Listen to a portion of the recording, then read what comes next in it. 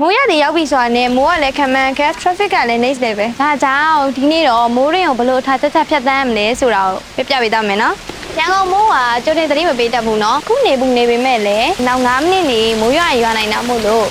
ဖြည်းဖြည်းမိုးကအပြည့်ဆောင်လာတဲ့နဲ့နော်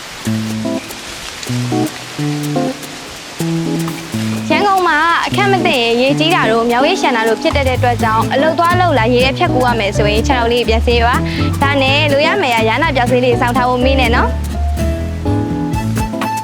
မိုးရွာတဲ့နေ့ဆိုရင်ရန်ကုန် traffic က extra channel မှုဝင်တက်တယ်ဒါကြောင့်မို့လို့ကျုံသွားကြောင်းသွားချိန်ထားလို့ရှိရင်တော့စောထွက်ဖို့လိုရမယ်နော်မိုးရတဲ့မှာဘတ်စကားတိုးစီးမယ်ဆိုရင်ဆိုစစ်စီနဲ့အော်တိုတိုနဲ့နေရတတ်တာမို့လို့ EV တိုက်စီဖို့လေးတော့ကြုံဖယ်ထားဖို့လွယ်မယ်နော်ကိုလက်ကြိုက်ခဲ့ရတယ်နှာစီးချောင်းဆွရတွေအတွက်လည်းဆေးလေးစားထားအောင်ပါနော်လက်တော့ power bank ဖုန်းတွေအတွက်မိုးရသည်ဆိုတာတိတ်ကြဆုံးနေဝင်ရလို့ပဲနော်ဒါကြောင့်မိုးရေးဆိုခံအိမ်လေးစောင်းနိုင်တော့မဟုတ်ပေါ့မိုးအေးလေးထဲမှာပူပူနွေ့နွေ့စားစရာလည်းမှုချင်ကြပဲနော်